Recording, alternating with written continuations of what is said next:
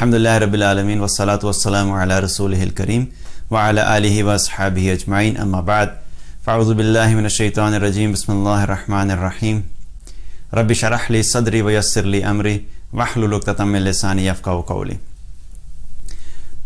جنت کے بارے میں ہم لوگوں نے بات کرنا شروع کی تھی کہ جنت انشاءاللہ ہم سب کا ٹارگٹ ہے اور جنت میں جانے کی کوشش کرنی ہے، کیونکہ دنیا میں ہم بہت سارے ٹارگٹ بناتے رہتے ہیں، لیکن جنت میں جانا ایک ٹارگٹ ہو یہ بہت کم ہوتا ہے کہ ہم اپنی زندگی میں اس چیز کو ٹارگٹ بنا کے چلیں۔ اور ایک چیز یاد رکھیے کہ جب آپ اپنی زندگی میں کوئی ٹارگٹ نہیں رکھتے یا ہدف نہیں رکھتے کہ میں نے حاصل کیا کرنا ہے، تو آپ اس کے حساب سے محنت بھی نہیں کر سکتے۔ محنت ہمیشہ ہماری اسی ڈائریکشن میں ہوگی جو ہمارا ٹارگٹ ہوگا۔ دنیا میں جس چیز کو ہم حاصل کرنا چاہتے ہیں پہلے ہم اس کا ایک ٹارگٹ بناتے ہیں کہ ہم اس کو حاصل کرنا چاہتے ہیں، پھر اس کو کس طرح حاصل کرنا ہے وہ چیز بعد میں آتی ہے۔ اسی طریقے سے جب تک ہم اپنی زندگی میں اس چیز کو ٹارگٹ نہیں بنائیں گے کہ ہم نے جنت میں جانا ہے انشاءاللہ، تب تک ہمیں یہ نہیں پتہ لگے کہ ہمیں کیا کیا کرنے کی ضرورت ہے کہ جس کے ذریعے سے ہم لوگ جنت میں چلے جائیں۔ تو الحمدللہ اللہ سبحانہ تعالیٰ نے اور رسول اللہ صلی اللہ علیہ وسلم نے جہاں پر قرآن اور حدیث کے اندر اس چیز کا تذکرہ آتا ہے کہ جنت کو حاصل کرنا ہے، جنت کا شوق کرو، جنت کو حاصل کرنے کی جستجو کرو، اس بارے میں بتایا۔ اس کے ساتھ ساتھ یہ بھی بتایا کہ اس کو حاصل کیسے کرنا ہے، جنت میں جانا کیسے ہے، اور آپ صلی اللہ علیہ وسلم نے بہت سارے ایسے اعمال بتائے جو کہ انسان کو جنت میں لے جانے کا سبب بنیں گے۔ اسی سلسلے میں ہم نے پہلے کچھ اعمال کے بارے میں تذکرہ کیا تھا۔ آج ہم دو اعمال کے بارے میں بات کریں گے جن کے بارے میں آپ صلی اللہ علیہ وسلم نے فرمایا۔ ترمذی کی ایک روایت ہے، ابو ہریرہ رضی اللہ عنہ فرماتے ہیں کہ نبی صلی اللہ علیہ وسلم سے یہ پوچھا گیا کہ ایسے اعمال بتائیے جو سب سے زیادہ جنت میں لے جانے کا سبب بنیں گے۔ تو آپ صلی اللہ علیہ وسلم نے فرمایا تقوی اللہ و حسن الخلق، دو اعمال کے بارے میں بتایا کہ اللہ کا تقوی، اللہ کا ڈر اور اچھے اخلاق، یہ دو اعمال اگر ہیں زندگی میں تو سب سے زیادہ یہ جنت میں جانے کا سبب بنیں گے۔ اب اللہ کا ڈر کیا ہے، اللہ کا تقوی، اللہ کا ڈر کیا ہے؟ اس کا مطلب یہ ہے کہ ہماری زندگی میں اس چیز کے بارے میں فکر ہونی چاہیے کہ ہم ہر وہ عمل کریں جس کے کرنے کے بارے میں اللہ اور اللہ کے رسول صلی اللہ علیہ وسلم نے حکم دیا، اور ہر اس عمل کو چھوڑ دیں اور اس سے دور رہیں جن سے دور رہنے کا اور چھوڑنے کا اللہ اور اللہ کے رسول صلی اللہ علیہ وسلم نے حکم دیا۔ جو شخص یہ کرے گا وہ تقوی والا ہوگا، وہی متقی ہوگا۔ یہ سمپل فارم ہے تقوی کی۔ اور تقوی حاصل کرنا ہمارے لیے کیوں ضروری ہے کہ اس متقی کے لیے اور تقوی والے انسان کا کیا مقام ہے اللہ کے سامنے اور اللہ کے ہاں؟ اس پہ آنے سے پہلے میں آپ کے سامنے ایک ایگزامپل رکھتا ہوں، انشاءاللہ پھر بات سمجھ آ جائے گی۔ آپ دیکھیے اس طرح ہماری زندگی میں ہمارے کیا ہوتا ہے کہ ہر ایک کے دوست ہوتے ہیں، اور کچھ ہوتے ہیں جو جاننے والے ہوتے ہیں اور کچھ ہوتے ہیں دوست۔ ہر جاننے والا دوست نہیں ہوتا، ہر ایک جس سے بھی آپ ملتے ہیں آپ یہ کہتے ہیں کہ اچھی سلام دعا ہے، اچھی جان پہچان ہے، لیکن ضروری نہیں کہ اچھی جان پہچان جس کے ساتھ ہو وہ آپ کا دوست بھی ہو۔ دوست ایک بڑی خاص کیٹیگری ہوتی ہے جو آپ کے بڑا قریب ہوتا ہے، جو آپ کے ساتھ ہر مشکل میں آپ کے کام آتا ہے، جو آپ کی خوشی اور غم میں آپ کے ساتھ ہوتا ہے، جسے ہم کہتے ہیں جگر والے دوست۔ اس دوست کی بات کروں جو واقعی جینوئن دوست ہوتا ہے۔ آپ سوچیے آپ کا ایک دوست ہے اور آپ اپنے کالج میں، یونیورسٹی میں یا آفس میں کہیں پہ بھی ہیں، آپ گزر رہے ہیں اور آپ دیکھتے ہیں کہ آپ کا ایک دوست ہے اور اس دوست کو کوئی شخص مار رہا ہے، تو جو ہی آپ دیکھیں گے کہ آپ کے دوست کو کوئی شخص مار رہا ہے یا اس کو تکلیف پہنچا رہا ہے یا اذیت دے رہا ہے، تو آپ کا کیا ری ایکشن ہوگا؟ آپ کی دوستی کی جو محبت ہے وہ جوش مارے گی اور آپ فوراً آگے بڑھ کے کیا کریں گے؟ اپنے دوست کی مدد کریں گے۔ اچھا، اگر وہ جو مارنے والا ہے وہ بہت طاقتور ہے، آپ کا دوست بھی کمزور، آپ بھی کمزور، اور آپ کو پتا ہے کہ اگر آپ آگے بڑھ کے اس کی محنت اس کی مدد کرنے کی کوشش کریں بھی تو آپ نہیں کر سکتے، کیونکہ جو مار رہا ہے اس شخص کو یا جو اس کو آپ کے دوست کو جو تکلیف پہنچا رہا ہے وہ طاقتور ہے، تو کیا آپ پھر بھی کوشش کریں گے؟ آپ کوشش پھر بھی کریں گے، حالانکہ آپ کو پتا ہے کہ شاید آپ کی کوشش کی وجہ سے کوئی فائدہ نہیں ہو، لیکن still what you gonna do, you will give it a try کہ ایٹ لیسٹ میں جاؤں، کوشش تو کروں کہ اپنے دوست کو بچاؤں۔ تو یہ آپ کی محبت ہے اپنے دوست کے لیے کہ جب بھی آپ کا دوست کسی مشکل میں ہوگا آپ فوراً آگے بڑھ کے اس کی مدد کرنے کی کوشش کریں گے۔ یہ دوستی کا تقاضا ہے۔ اب اس دوستی میں جو دوست ہے وہ بھی مخلوق کمزور، ہم جو ہیں ہم اس کے جو دوست ہیں ہم بھی کمزور مخلوق، ہماری بھی کمزوریاں ہیں، ہماری لمیٹیشنز ہیں، اس کی بھی لمیٹیشنز ہیں. لیکن آپ سوچئے کہ اگر آپ کے ساتھ کوئی ایسا دوست ہو جو نہ کمزور ہو نہ ڈرنے والا ہو، اس کے پاس ہر چیز کی پاور ہو، الٹیمیٹ اتھارٹی ہو، وہ جو کچھ کرنا چاہے کر سکتا ہو، اس سے آپ کی دوستی ہو جائے تو اس کا کیا فائدہ ہوگا؟ ہمارے لیے کیا ہوگا؟ ہم لوگ خوشی سے اور سینہ چوڑا کر کے پھیریں گے کہ ہماری دوستی ایک ایسی ذات کے ساتھ ہے یا ایک ایسے شخص کے ساتھ ہے دنیا میں جو سب سے طاقتور ہے. اسی طریقے سے اگر ہماری دوستی دنیا میں طاقتور انسان کے علاوہ اس کو چھوڑ کے کائنات کی جو سب سے طاقتور ذات ہے، اگر اس کے ساتھ دوستی ہو جائے تو پھر ہمیں کسی چیز سے ڈرنے کی ضرورت ہے کیا؟ نہیں ہے. اللہ سے اگر دوستی ہو جائے، اللہ ہمارا دوست بن جائے تو پھر ہمیں کسی چیز سے ڈرنے کی ضرورت ہے؟ نہیں ہے. اللہ تعالیٰ نے قرآن میں فرمایا، سورہ الجاثیہ کی آیت ہے، آیت نمبر 19 ہے، واللہ ولی المتقین، اللہ تعالیٰ متقین کا دوست ہے. یہ بہت بڑی کمٹمنٹ ہے، اللہ تعالیٰ متقین کا دوست ہے. اب آپ سوچئے کہ اگر اللہ آپ کا دوست ہے تو جب بھی کوئی مشکل آئے گی، اگر جاب میں کوئی مشکل آئے گی تو کیا دوست آ کے ہماری مدد نہیں کرے گا؟ اگر ہمارے بزنس میں کوئی مشکل آئے گی تو ہمارا دوست آ کے ہماری مدد نہیں کرے گا؟ اگر ہمیں کوئی شخص تکلیف پہنچانے لگے گا تو کیا اللہ اور ہمارا جو دوست ہے وہ ہماری مدد نہیں کرے گا؟ کیا ہمیں کہیں پہ بھی ڈیفیکلٹیز فیس ہو رہی ہیں، کسی قسم کے حالات خراب ہو رہے ہیں، ہمارا دشمن ہمارے اوپر آ رہا ہے، ہمیں وہ تکلیف دے رہا ہے، تو کیا ہمارا دوست آ کے ہماری مدد نہیں کرے گا؟ ضرور کرے گا. دنیا میں تو ہم مخلوق کے شاید کام کبھی آتی ہے کبھی نہیں آتی، لیکن جب اللہ نے کمٹمنٹ دے دیے کہ میں متقین کا دوست ہوں تو یہ یاد رکھیں کہ اللہ اپنے دوستوں کی ضرور مدد کرتا ہے، کیونکہ اللہ ہے اور اللہ کے ہاں اللہ میں کوئی کمزوری بھی نہیں ہے. وہ پوری کائنات کا بادشاہ ہے، اس کو کوئی روک بھی نہیں سکتا، اس کے مقابلے میں کوئی ٹھہر بھی نہیں سکتا. تو جب ہماری دوستی اللہ سے ہو جائے گی تو اللہ کی طرف سے یہ گارنٹی ہے کہ اللہ متقین کی اس کا دوست ہے اور اللہ ہماری ضرور مدد کرے گا. تو دوستی حاصل کرنے کے لیے کیا چیز امپورٹنٹ ہے؟ تقوی.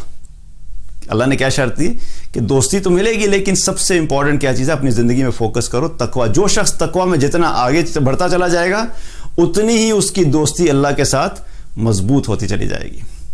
اب اگر دیکھا جائے ہماری زندگی میں جو جتنے بھی ہمیں ارد گرد مسائل نظر آتے ہیں، فساد نظر آتا ہے، بگاڑ نظر آتا ہے، اس کی ایک فنڈامنٹل ریزن ہوتی ہے. بیسک مسئلہ کیا ہوتا ہے؟ وہ کیوں ہو رہا ہوتا ہے؟ ہم اس کے بارے میں کہتے بھی ہیں کہ یار یہ آج کل جو حالات خراب ہیں، لوگ اتنے عجیب حرکتیں کرتے ہیں، اس کے پیچھے کیا ہے؟ بس لوگوں کے اندر سے اللہ کا ڈر ختم ہو گیا. کہتے ہیں نا، خوف خدا ختم ہو گیا لوگوں میں. کوئی اگر جھوٹ بولے گا خوف خدا ختم ہو گیا. تو یہ آج جتنا بھی آپ کو زمین پہ بگاڑ نظر آ رہا ہے اس کی بیسک وجہ یہی ہے کہ ہمارے دلوں سے اللہ کا خوف ختم ہو گیا ہے. کیونکہ دیکھیں جس شخص کے دل میں یہ آج ہم دیکھتے ہیں نماز کوئی شخص کیوں چھوڑتا ہے؟ نماز اس لیے چھوڑی جاتی ہے کہ اللہ کا خوف ختم ہو گیا. جھوٹ کیوں بولا جاتا ہے؟ کیونکہ اللہ کا خوف ختم ہو گیا. غیبت کیوں کی جاتی ہے؟ اللہ کا خوف ختم ہو گیا. کوئی بھی بے پرد ہو کے باہر کیوں نکلتی ہے کوئی عورت؟ اللہ کا خوف ختم ہو گیا. جو ہماری ملاوٹ کی جاتی ہے چیزوں میں وہ کیوں کی جاتی ہے؟ اللہ کا خوف ختم ہو گیا. جھوٹ بولنا، غیبت کرنا، شراب پینا، زنا کرنا، چوری کرنا، مسلمان کو دھوکہ دینا، اپنی جاب رسپانسبلٹی صحیح طرح سے پورا نہیں کرنا، ان سب کے پیچھے جو ریزن ہے وہ ایک ہی ہے کہ اللہ کا خوف ختم ہو گیا. جس شخص کے دل میں اللہ کا خوف ہوگا اس کو پھر کسی شخص کو آ کے بتانے کی ضرورت نہیں ہے کہ تمہیں کیا کرنا ہے. اس کو خود پتا ہے کہ میں نے اپنے رب کو راضی کیسے کرنا ہے، کیونکہ میں نے اگر کوئی بھی ایسا عمل کیا جو میرے رب کی ناراضگی کا سبب بنے گا وہ اپنے آپ کو خود آٹومیٹکلی اس سے دور رکھے گا. تو اصل چیز کیا ہے کہ دلوں میں اللہ کا خوف ہونا اور یہ تقوی ہونا. جب یہ تقوی آ جائے گا ہماری زندگی میں تو ہماری زندگی میں خود بخود بھلائی بھی آ جائے گی، خیر بھی آئے گی، برکت بھی آئے گی، لوگوں کی ہمدردی بھی آ جائے گی. تو تقوی کے اوپر فوکس کرنا بڑا. پہلی چیز کیا فرمایا آپ صلی اللہ علیہ وسلم نے کہ وہ تقوی ہے جو کہ لوگوں کو جنت میں جانے کا سبب بنے گا. اب یہ جب اللہ سے دوستی ہو جاتی ہے نا، یہ بڑا امپورٹنٹ بات ہے سمجھنے کی. صحیح بخاری کی ایک روایت ہے، اس کا ایک پہلا حصہ میں آپ کو بتاتا ہوں کہ جو اللہ کا ولی ہوتا ہے, جو اللہ کا دوست ہے, اس کے بارے میں اللہ تعالیٰ نے کیا فرمایا؟ آپ صلی اللہ علیہ وسلم فرمایا, حدیث قدسی ہے, آپ صلی اللہ علیہ وسلم فرمایا کہ اللہ تعالیٰ کہتا ہے کہ جو شخص بھی میرے ولی کے ساتھ دشمنی اور عداوت رکھے گا میں نے اس کے خلاف اعلان جنگ کر دیا ہے. صحیح بخاری کی روایت بتا رہا ہوں آپ کو میں, کہ جو شخص بھی میرے دوست کے ساتھ دشمنی اور عداوت رکھے گا, اللہ کہتا ہے میں نے اس کے خلاف اعلان جنگ کر دیا ہے. تو اگر اللہ اپنے دوستوں کے ساتھ ہے تو پھر کیا ہے کہ پھر ہمیں کوئی بھی نقصان نہیں پہنچا سکتا. لیکن شرط یہ ہے کہ ہم اللہ کی دوستی کو حاصل کر رہے ہیں, اور دوستی کو حاصل کرنے کا ایک ہی طریقہ وہ کیا ہے؟ تقوی. اسی حدیث میں آگے جا کے پھر تقوی حاصل کرنے کے بارے میں بھی بتایا گیا. یہ بھی بڑا امپورٹنٹ ہوتا ہے کہ ہم کسی عمل کو سمجھتے تو ہیں کہ عمل کرنا ہے, لیکن کیسے کرنا ہے ہم اکثر اس میں غلطی کھا جاتے ہیں. یعنی ٹارگٹ تو بنا لیتے ہیں کہ ہم نے اس کو اچیو کرنا ہے, لیکن اس کو اچیو کرنے کے لیے راستہ جو ہے وہ بھی ہمیں قرآن و سنت سے ملتا ہے. اسی بخاری کی روایت, اس کا اگلا حصہ کیا ہے کہ اب یہ تقوی کیسے حاصل ہوگا, کہ اللہ تعالیٰ فرماتا ہے کہ میرا بندہ فرائض پر عمل پیرا ہو کر میرے قریب آتا جاتا ہے. فرائض پر عمل پیرا ہوتا ہے, اور جتنا زیادہ ہم فرائض پہ عمل پیرا ہوتا چلتا جاتا ہے اتنا ہی وہ میرا قرب حاصل کرتا رہتا ہے. اور پھر آگے جا کے کیا فرمایا؟ حتیٰ کہ نوافل کے ذریعے سے وہ میرے بہت قریب ہو جاتا ہے اور میں اس سے محبت کرنے لگتا ہوں. لیکن پہلی شرط کیا ہے؟ فرائض. اور انہیں فرائض کے بارے میں کیا فرمایا کہ فرائض کے علاوہ کوئی بھی چیز ایسی نہیں ہے جو اس کو مجھ سے زیادہ قریب کرے. سب سے بڑھ کے اگر اللہ کے قریب کرنے والی چیز ہے وہ کیا ہے؟ اپنے فرائض کے اوپر فوکس کرنا. آج ہم عجیب و غریب قسم کے طریقے نکال کے بیٹھے ہیں نا کہ اللہ کی دوستی حاصل کرنی ہے تو اتنی دفعہ یہ پڑھ لو تو تم بس ولی اللہ بن جاؤ گے, اور اپنے طریقے نکال کے بیٹھے ہوئے ہیں. لیکن اللہ سبحانہ تعالیٰ نے رسول اللہ صلی اللہ علیہ وسلم کے ذریعے سے ہمیں راستہ بتا دیا کہ اگر اللہ کے ساتھ دوستی لگانی ہے, اللہ کے ساتھ قرب حاصل کرنا ہے, تو اس میں سب سے پہلی چیز اور سب سے امپورٹنٹ چیز کیا ہے کہ فرائض کے اوپر فوکس کرو. اپنی نماز کو مت چھوڑو, فرض نماز کسی صورت بھی نہیں چھوڑنی, جھوٹ مت بولو. اگر زکوٰۃ تم پہ فرض ہے تو زکوٰۃ ادا کرو, حج فرض ہو چکا ہے تو حج کو ادا کرو. جو بھی فرائض تمہاری زندگی میں ہیں ان فرائض کے بارے میں سمجھو, اور ان فرائض کو جب پورا کرو گے تو اللہ سبحانہ تعالیٰ کے قریب ہوتے چلے جاؤ گے, اور جتنا زیادہ اللہ کے قریب ہوتے جاؤ گے اللہ تعالیٰ کہتا ہے پھر میں ایسے شخص سے محبت کرنے لگتا ہوں. تو پہلی چیز جو تھی جنت میں جانے کے سبب کیا تھی؟ تقوی. دوسری چیز حسن الخلق, اچھا اخلاق, حسن اخلاق. اب حسن اخلاق کے بارے میں انس رضی اللہ عنہ فرماتے ہیں کہ میں نے نبی صلی اللہ علیہ وسلم سے بڑھ کر اچھے اخلاق کا حامل کسی کو بھی نہیں پایا. آپ صلی اللہ علیہ وسلم اخلاق کے اعتبار سے سب سے بہترین اخلاق والے تھے.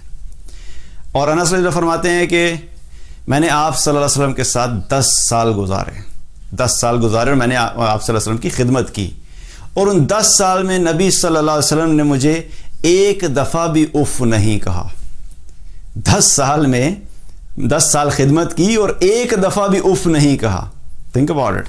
یہ بات کہنا بڑی آسان ہے. 10 سال کسی کے ساتھ گزارے, ہم اپنے بچوں کے ساتھ کیا کرتے ہیں؟ ہم سے ایک دن نہیں گزرتا کہ ہم اپنے بچوں کو جو ہے نا وہ برا بھلا کہنا شروع کر دیں, چھوٹی چھوٹی باتوں پہ کہنا شروع کر دیں.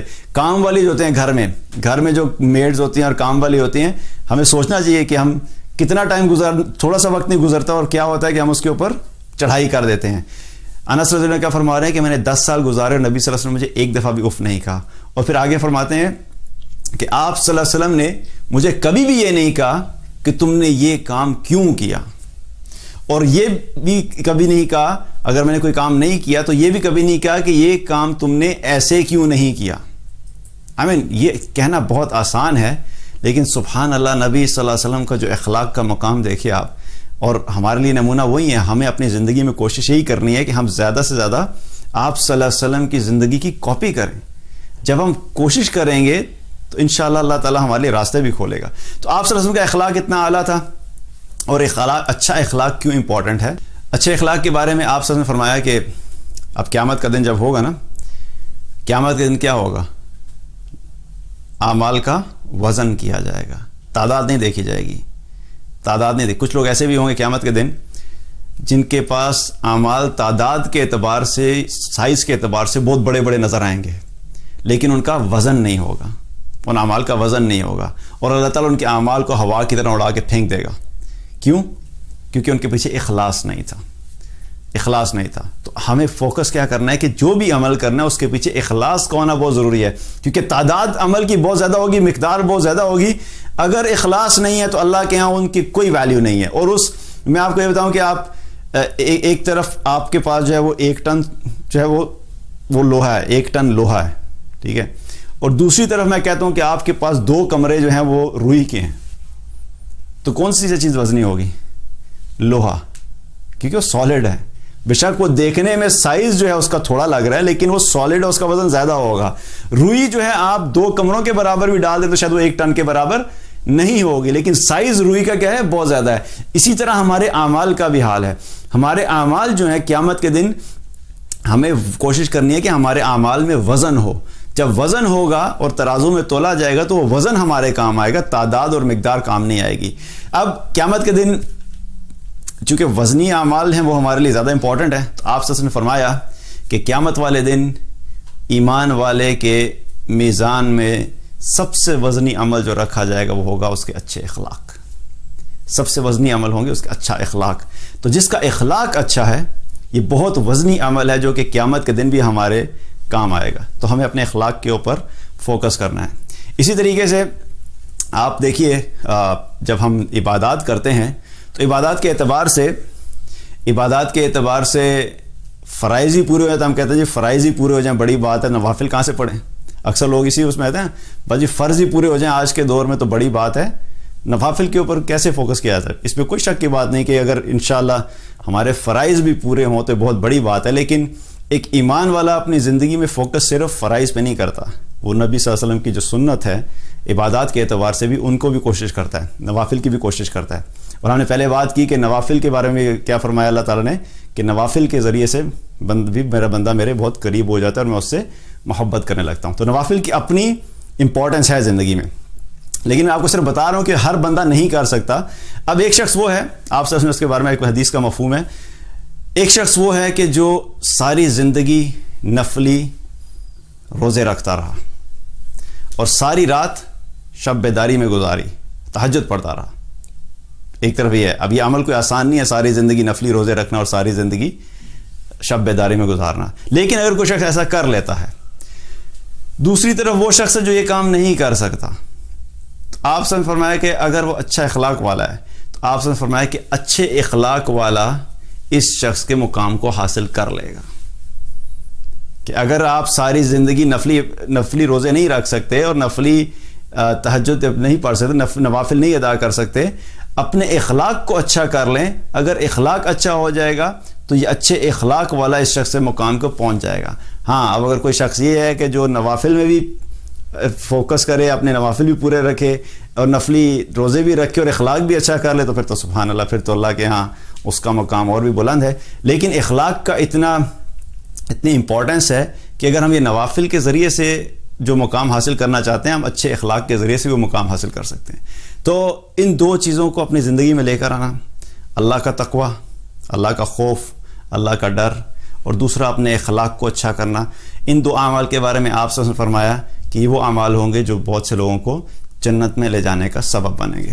اللہ تعالی ہم سب کو عمل کی توفیق عطا فرمائے۔